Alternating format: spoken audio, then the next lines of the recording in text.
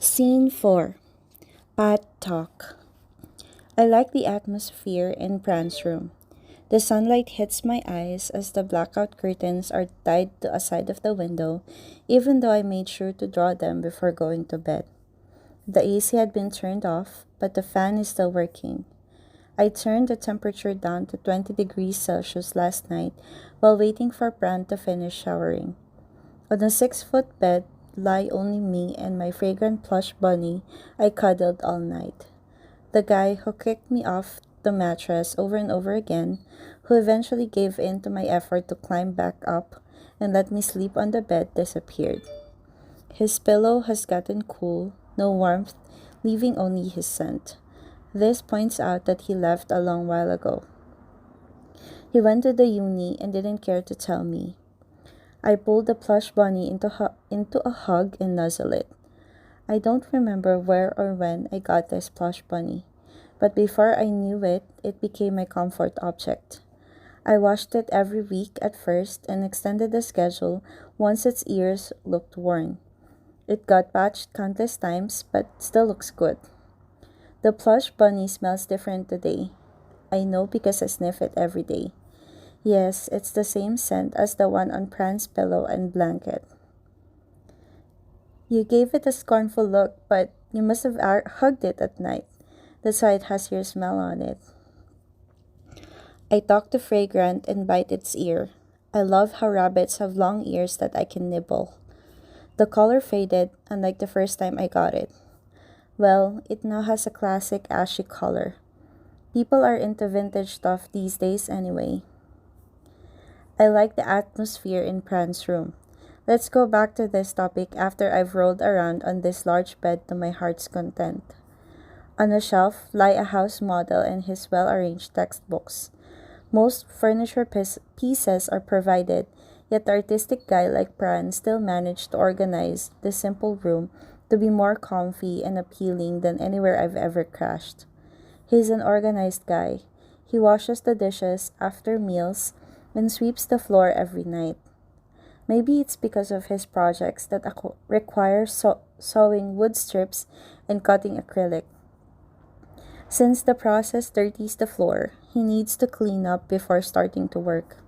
On the contrary, I've never dirtied my room, so there's no need to clean it up. Okay, I admit it. Another thing that makes this room appealing is Pran. I know I'm a lonely guy. Besides being a gentle person and clingy to the plush bunny named Vagrant, I am an extrovert. Par's not. I used to share a room with Gon in the building 2 alleys away. But when Par got into the same university, I moved to live with her around a year ago. Pran had always lived here. I swear I didn't mean to get a room next to his door on purpose. But Par had this one condition. Since she had grown up now, she demanded her personal space, and the only available apartment with 2 separate bedrooms was this one. The way I've spent each day close to Pran is merely fate. There's a limit to my loneliness. The longer Par keeps to herself, the lonelier I feel. Well, since God sent me right next to Pran's door, it should be fine if I sleep over at his place a few days a week to chase my loneliness away. Pran's fridge is full of all kinds of food, like instant porridge, eggs, instant noodles, milk, bacon, and bread. No condensed milk. I told him to store it. I hope he knows what he should buy before coming back this evening. His apartment has one bedroom and an open kitchen connecting to the living room and the dining area. I spot a non-stick pan hung peacefully on the wall and hear a growling sound from my stomach.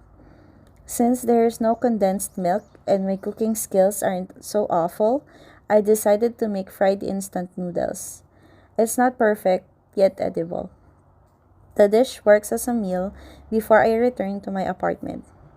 I'll bring my toothbrush and blanket here tomorrow so that I won't have to go back and forth. Pran's shower cream smells nice, cool, and fresh. When I sniff my armpit, it clears my nose better than Par's floral scented shower cream. But Why didn't you eat at the cafeteria today? You missed the chance to see Mint from arts. She had lunch at engineering cafeteria today. I took a nap on a long wooden table during the late afternoon class. It's been half an hour since the lecture started when Gon and the other guys sneaked in. They came to our spot, whispering to one another. It's fucking hot outside. Like hell I'd come at noon. Your loss, Jor, another friend of mine, chimes in. I rise up and put my chin in the palm of my hand. Then I look at the letters on the projector screen and scrunch up my nose. The Mint that they mentioned is a former princess of arts whom I dated for some time. We grew distant due to my frivolity. She's prettier when dating you. Yeah? You're regretting it, right? I told you to take good care of her, but you wouldn't listen. Otherwise, you two would have been a thing. She's annoying. I speak plainly. Mint is cute, but too demanding. She'd gone to uni on her own just fine, but when we were dating, I had to give her a ride. You gotta put some effort in it if you want a girlfriend. Don't you know how to put on a facade? Who said I want one? I shrug. It's too much work. Make a movie yourself if you want her. She likes you, not us. Are you in this evening though? The bar? We might bump into Pran and his gang. I'm tired of fighting with him, but we swing at each other every time we meet like a tradition. These fuckers are troublemakers. I can't stop them, or else I'll be labeled as a traitor. Should we go to another place? Why do architecture students drink every day? I heard they have tons of projects. They do. It slips out of my mouth and I go quiet. I almost told them that Pran would treat his wounds and work on his projects after the fights. Like last night, he went to bed nearly at dawn. He wouldn't have stopped kicking me if he hadn't felt burnt out.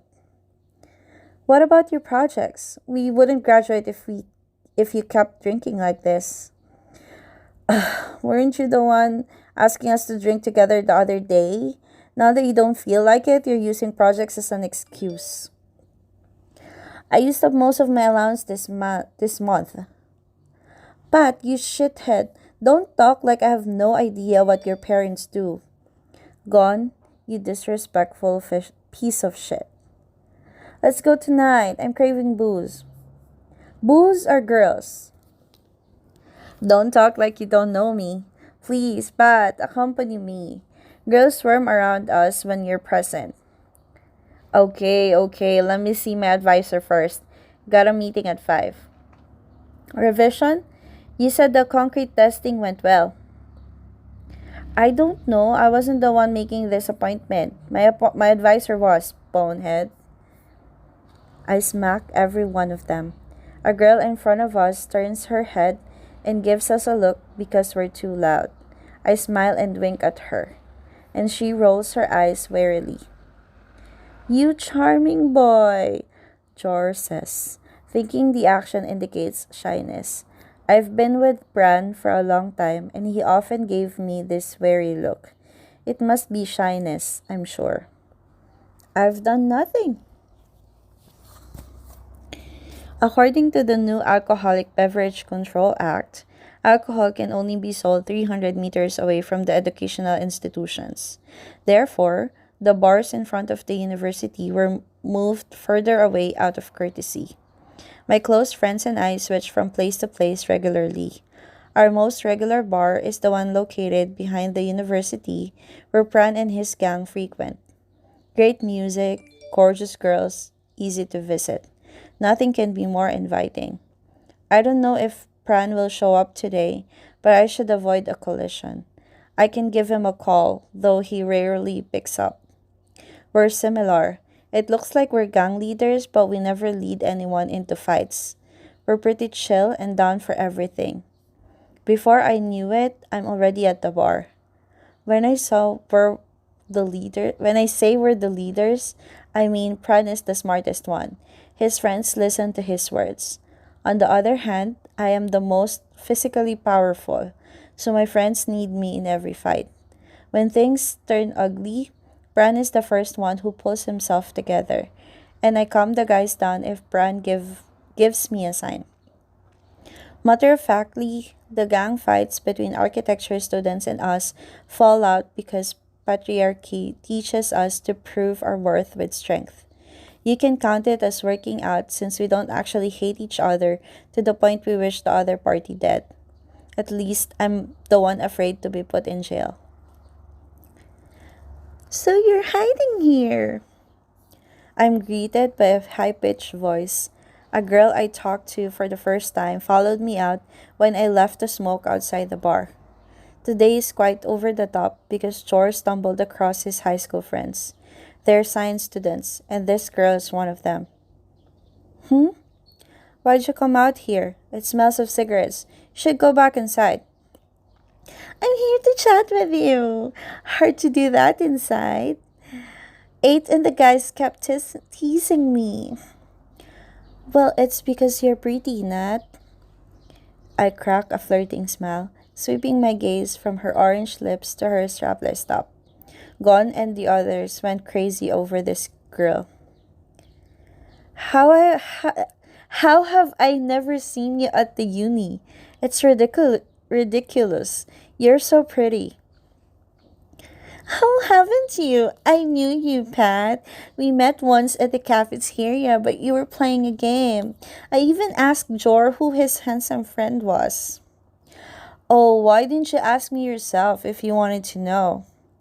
I didn't know you were single or not, she says with a smile. I return a smile back at her, wrap my arm around her slim waist, and pull her close. I kiss her rosy cheek, and it causes the burning in my nose. It's the scent I hate. Probably the smell of perfume mixing with the alcohol she had. So I pull back. You're one impatient guy.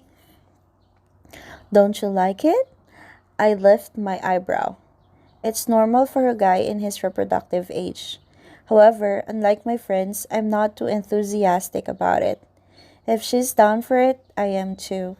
If she's not, it's fine. But I can't stand the strong smell of perfume. I have a sensitive nose, so I dread strong scents of everything. Give me your number. I'll give you my line. That way I can block her. She's not my type, too aggressive. Playing with her a bit to hone my skills is alright. If I reject her, I might end up entering the monkhood with Bran.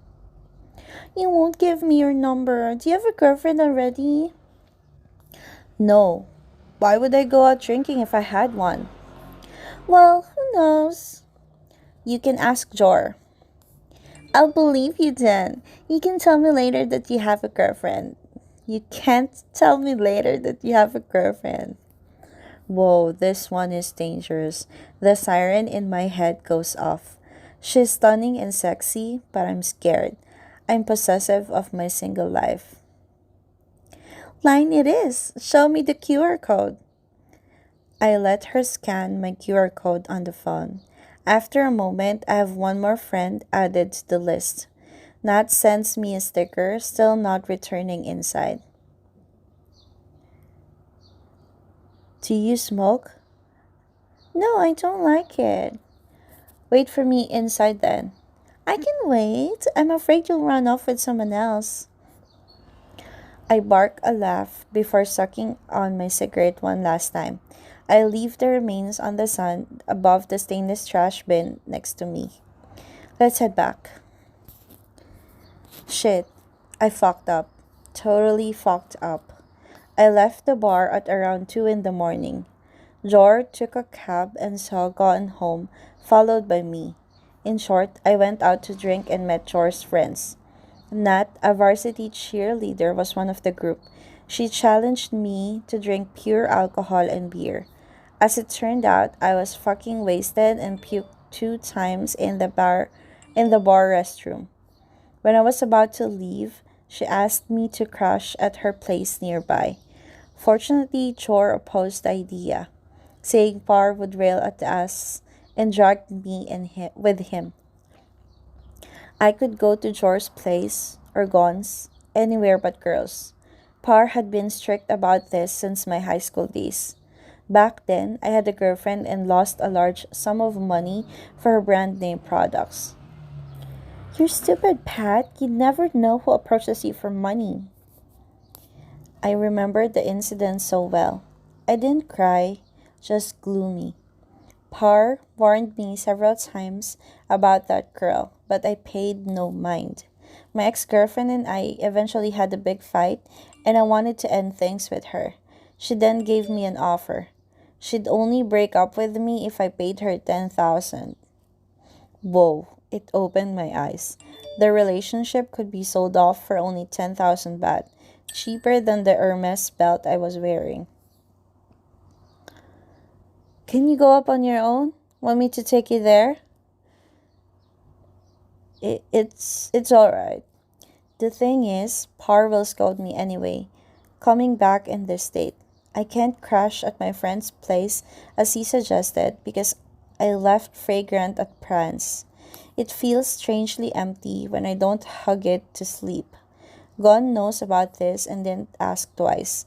I told only a few people about my plush bunny. Text me when you're home. Okay.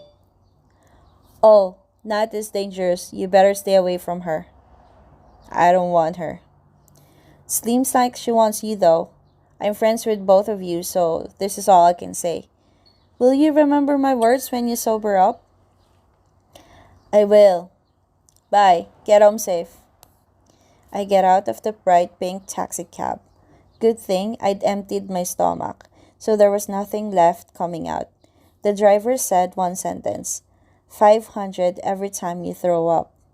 It sobered Gon and me up completely. The elevator slowly climbs up and stops at my floor. The hall is silent at 2 in the morning. I support myself by placing my hands on the wall whenever the world tilts.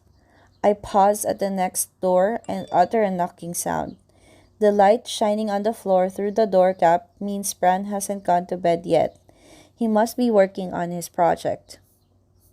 He doesn't open the door right away. I repeat the sound until the room owner finally turns the doorknob, again with that scowling face. No matter how bright my smile is, I still fail to put him in a good mood. Sweet Bran. Go to your room if you're drunk. Fragrant is on your bed. That shabby thing? It's Fragrant. I repeat. How could you call someone's possession shabby? Rude. You're not as cute as you look at all. I'm sleepy. Let me in. Why are you blocking the way? Go back to your room. Let me crash here. I whine and lean forward to hug him. Pran pushes me away immediately, making me fall backward. I seize the edge of the door in time, fortunately. What the hell is wrong with you? It was just a hug. Let's hug. Show me.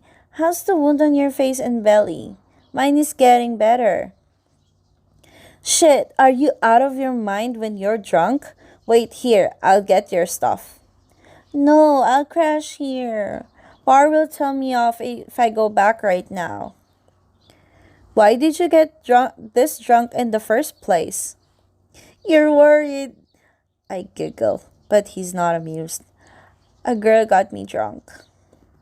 Idiot. But I've preserved my virginity for the night. Wanna prove it? I didn't like the perfume. It hurt my nose. Fragrance smells better. Your pillow also smells nicer. Are you a pervert sniffing my scent? Let me smell you closely. I dart forward and hug him again. When my nose touches his ear, he slams his knee in my stomach. The pain makes me bend down. The attacker doesn't feel guilty, only frowning. Disgusting! Bran snarls. He turns around and walks inside. I trail after him. and he points at me with his chin. Who allowed you to come in? Don't be stingy. I already slept with you last night. If you keep arguing with me, you won't be able to get your work done. You know what? Instead of working on my project as soon as I was home, what did I see after opening the door? Dirty dishes, a crusty pan, food scraps all over the countertop, a messy blanket, and an instant noodle packaging flew around, leaving crumbs everywhere. I was in a hurry this morning. I wobble, feeling a little guilty. From what Bran described, it means he had to clean his room before he could start working on his project. I'm sorry, there was no condensed milk for me to eat before going to the uni. Still blaming me? Get the hell out of here. Are you mad at me just because I messed up your room? I'm mad because you don't feel guilty. My wife, I did wrong. Who's your fucking wife? Still joking around, huh?